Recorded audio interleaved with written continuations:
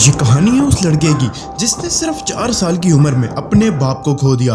इस मुश्किल वक्त में जब उसे अपनी माँ की सबसे ज्यादा जरूरत थी, उसकी माँ भी उसका साथ छोड़ जाती है, जिसके बाद वो अपना बचपन मुख्तलिफ ऑर्फनेजेस और फॉस्टर होम्स में गुजारने लगता है, जहाँ उसे फार्म्स पर कड़ी मेहनत करने पड़ती है, वो भी सिर्फ चंद सिक्कों के लिए। ये कहानी है उस लड़के की जो इन सारी मुश्किलों के बावजूद कभी नहीं रुका। ये कहानी है डोमिनोज पिज्जा के फाउंडर टॉम मोनैगन की, जिन्होंने एक टूटे हुए बचपन से उठकर $1 बिलियन का एम्पायर खड़ा कर डाला।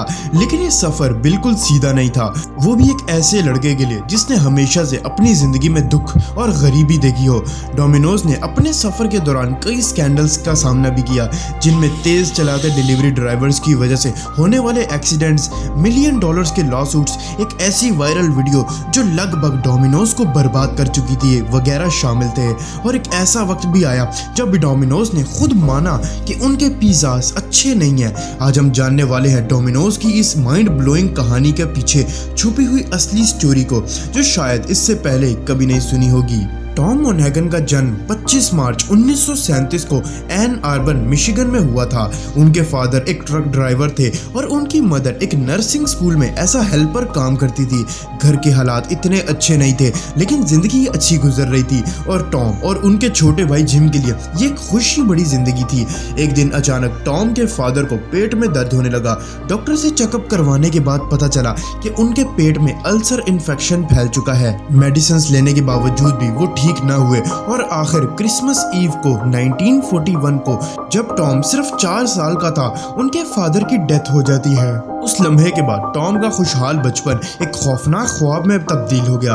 टॉम के फादर के गुजर जाने के बाद उनकी मदर ने नर्सिंग का प्लान छोड़कर और एर्गस कैमरा कंपनी में नौकरी कर ली, जहां वो हफ्ते के सिर्फ $27 यानी सिर्फ 7500 रुपए कमाती थी। अफसोस वो ये बात जल्द समझ गई कि वो अपने दोनों बच्चों को अकेले नहीं पाल सकती थी, इसलिए उन्होंने टॉम और उसके भाई जिम को एक फॉस्टर होम में डाल दिया।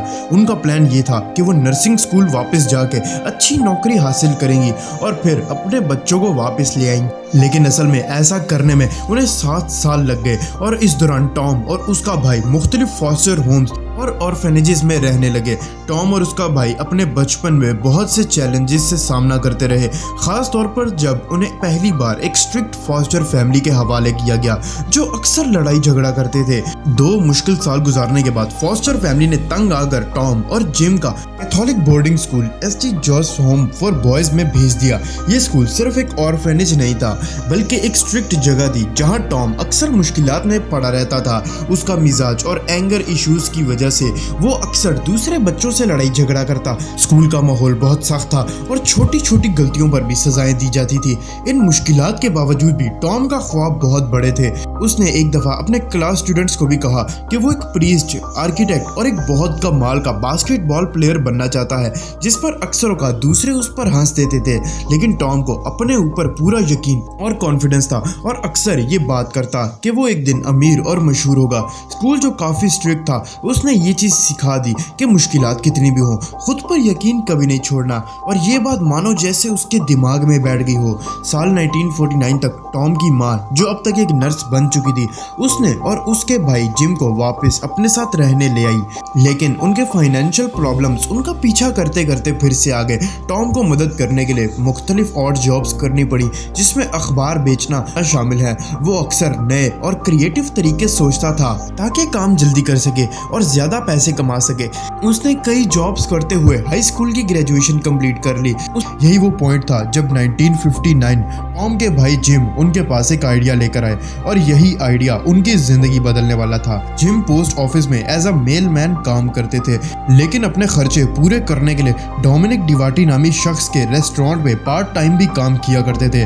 डोमिनिक का मिशिगन में रेस्टोरेंट काफी टाइम से बंद पड़ा था और वो ये रेस्टोरेंट बहुत ही सस्ते में बेचना चाह रहा था। शर्त ये थी कि रेस्टोरेंट पर $2000 का कर्जा भी चढ़ा हुआ है, जो खरीदने वाला ही भरेगा।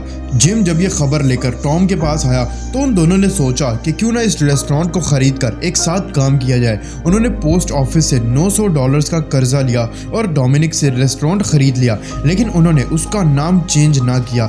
बदले में डोमिनिक ने उनको कुछ रेसिपीज भी दी और सॉस बनाने का तरीका भी सिखाया। उन्होंने रेस्टोरेंट को शाम 5 बजे से रात 12 बजे तक खोलने का इरादा किया, जिससे उनकी पोस्ट ऑफिस वाली जॉब भी डिस्टर्ब ना हो और टॉम का यूनिवर्सिटी का ख्वाब भी पूरा हो जाए। उन्होंने ये रेस्टोरेंट ऑफिशियली 9 दिसंबर 1960 को खोला और पहले ही दिन उनकी सेल्स $14 तक जा पहुंची। पहले हफ्ते तो उनके पास एक फोन तक नहीं था, यानी सारे कस्टमर्स खुद चलकर रेस्टोरेंट्स तक आते थे। फिर उन्होंने डिलीवरी सर्विस भी स्टार्ट कर दी, जिसके लिए उन्होंने 2 फैक्ट्री वर्कर्स को कमीशन पर हायर कर लिया। 4 महीनों के बाद उनकी एक दिन की सेल $107 तक जा पहुंची, लेकिन ये सेल्स ज्यादातर करीबी कॉलेज की वजह से आ रही थी, तो सेल्स गिर गई। जब कॉलेज का सेमेस्टर पूरा हुआ तो सेल्स गिरकर $28 तक जा पहुंची। जिम अपने पोस्ट ऑफिस की जॉब की वजह से रेस्टोरेंट पे बहुत कम टाइम लगाता था, बल्कि वो कोई काम ही नहीं करता था। जब सेल्स ड्रॉप हुई तो दोनों भाइयों में झगड़ा शुरू हो गया और एक मौके पर हाथापाई की नौबत आ गई। रेस्टोरेंट खुलने के 8 महीनों के बाद जिम रेस्टोरेंट से अलग हो गया, जो कि असल में उसका ही आइडिया था। 50% शेयर के बदले टॉम ने उसको एक गाड़ी देकर फारिग कर दिया, जो उन्होंने पिज्जा डिलीवरी के लिए खरीदी थी। जिम खुशी खुशी गाड़ी लेकर साइड पर हो गया, बिना ये जाने कि असल में उसने कितने घाटे का सौदा किया है। अब टॉम रेस्टोरेंट का 100% मालिक बन गया, लेकिन इसका मतलब था कि अब उसको फुल टाइम काम करना पड़ेगा, यानी उसका यूनिवर्सिटी जाने का ख्वाब फिर से अधूरा रह गया।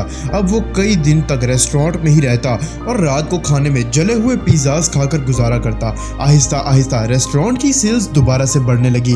उसने 2 हेल्पर भी रख लिए और अब रोजाना का प्रॉफिट $57 तक जा पहुंचा। वो अपने फारिग टाइम में दूसरे पिज्जा स्टोर्स को विजिट करता और मार्केट रिसर्च करता रहता। इसी दौरान एक इटालियन रेस्टोरेंट का मालिक उसका दोस्त बन गया और उसने अपनी फेमस सॉस की रेसिपी टॉम को दे दी। ये रेसिपी जब टॉम ने डोमिनिक पे अप्लाई की तो लोगों को सॉस बहुत पसंद आई और सेल्स दोबारा ऊपर जाने लगी। अब टॉम को किसी ने आइडिया दिया कि वो अपने रेस्टोरेंट की एक और ब्रांच भी खोल ले, लेकिन इस काम के लिए टॉम को कोई पार्टनर चाहिए था जो उसका पिछला रेस्टोरेंट चलाए, क्योंकि अब उसका भाई उसके साथ नहीं था। आखिरकार टॉम को एक पार्टनर मिल ही गया, लेकिन यह पार्टनर टॉम की सारी मेहनत को बर्बाद करने वाला था। एक दिन डोमिनिक में जिम गिलमोर नाम का बंदा आया, जिसको टॉम फौरन पहचान गया। ये शहर का जाना माना रेस्टोरेंट चलाया करता था। दोनों रेस्टोरेंट बिजनेस पर बातचीत करने लगे। इसी दौरान टॉम ने गिलमोर को अपने प्लान्स बताए कि वो नई ब्रांच खोलना चाहता है। अब चूंकि गिलमोर को रेस्टोरेंट चलाने का एक्सपीरियंस भी था, इसी वजह से दोनों की डील बन गई। डील में यह तय पाया कि गिलमोर $500 देकर बिजनेस का 50% शेयर पाएगा और डोमिनिक्स का पहला रेस्टोरेंट भी वही चलाएगा। लेकिन गिलमोर ने कहा कि मेरे पास फिलहाल $500 नहीं है, मैं बाद में दे दूंगा। और क्योंकि टॉम को भी पार्टनर की सख्त जरूरत थी तो उसने हामी भर दी। डोमिनिक्स का 50% पार्टनर गिलमोर बन चुका था, वो भी बिना कोई डाउन पेमेंट दिए, और उसने ये पैसे बाद में भी टॉम को नहीं दिए। टॉम ने अपनी सेकंड ब्रांच खोल दी और पहली ब्रांच गिलमोर के हवाले कर दी। यही वो पॉइंट था जब टॉम को अपनी गलती का एहसास हुआ, क्योंकि उसने बिना जांच पड़ताल के एक ऐसे अनजान शख्स को अपने बिजनेस का 50% शेयर दे दिया था। देखते ही देखते पहली पिज्जा ब्रांच की सेल्स और पिज्जा क्वालिटी दोनों गिरती चली गई और टॉम को शक था कि गिलमोर छुपके से कैश ड्रॉर से पैसे भी चुराता है। गिलमोर शहर में 2 रेस्टोरेंट्स चलाता था, लेकिन उसको पीने की आदत थी, जिसकी वजह से वो 2 बार बैंकरप्ट हो चुका था। टॉम के ख्याल के मुताबिक शायद वो सुधर चुका होगा, लेकिन ऐसा नहीं था। इसके अलावा गिलमोर ने टॉम के साथ जो एग्रीमेंट किया उसमें बड़ी चालाकी से कुछ ऐसी शर्तें ऐड करवाई जिससे वो डोमिनिक्स का प्रॉफिट का 50% हकदार था, लेकिन लॉस होने की सूरत में सारा लॉस टॉम ही भरेगा। अब नौबत ये आ गई कि टॉम दोनों ब्रांचेस पे टाइम लगाने लगा और गिलमोर का जब दिल चाहता वो कभी काम पर आता और जब दिल चाहता वो अपने दोस्तों के साथ घूमने फिरने निकल जाता। टॉम ने कई बार गिलमोर से एग्रीमेंट खत्म करने की बात भी की, लेकिन लीगल मसलों की वजह से वो उसे जान न छुड़ा सका। बात जब कोर्ट तक गई तो वहाँ टॉम और गिलमोर की पार्टनरशिप को खत्म किया गया, लेकिन पीछे जो नुकसान हुआ वो सारा टॉम को ही भरना पड़ा था। अभी ये मसला खत्म ही हुआ था कि टॉम का झगड़ा एक ऐसे बंदे के साथ हो गया जिसके नाम से वो ये रेस्टोरेंट चलाया करता था, डोमिनिक्स डिवाटी। डोमिनिक्स ने जब देखा कि टॉम उसके नाम से 2 वो 2 रेस्टोरेंट्स चला रहा है और अच्छे खासे पैसे भी बना रहा है, तो उसे जेलसी होने लगी। आखिर डोमिनिक्स भी अपने ही नाम पे खुद के एक रेस्टोरेंट चला रहा था और इसी वजह से कस्टमर्स को भी काफी कंफ्यूजन थी। आखिर उसने भी टॉम को फोन करके फड्डा डाल दिया कि वो उसके नाम से अपना रेस्टोरेंट का बिजनेस बंद कर दे और ये बात टॉम पर बिजली बनकर गिरी।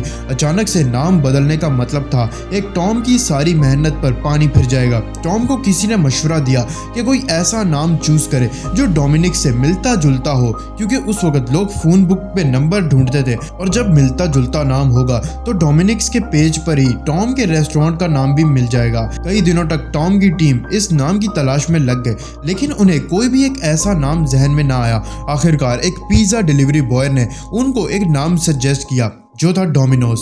टॉम को यह नाम बहुत ज्यादा पसंद आया और उसने उसी दिन से डोमिनिक्स का नाम बदलकर डोमिनोज के नाम से काम करने लगा। नाम चेंज करने का मतलब था कि अब उनको लोगो भी चेंज करना पड़ेगा, तो उन्होंने सिंपल डोमिनो गेम के टाइल को ही रेस्टोरेंट का लोगो बना दिया। अब चूंकि उस टाइम पे उनके पास 3 स्टोर्स थे, इसी वजह से इस लोगो में भी 3 डॉट्स मौजूद होते हैं। टॉम को अब इस बिजनेस में 7 साल गुजर चुके थे और दूसरों के मुकाबले में डोमिनोज काफी तेजी से तरक्की कर रहा था। 1967 में उन्होंने फ्रेंचाइज ओपन करने का सोचा।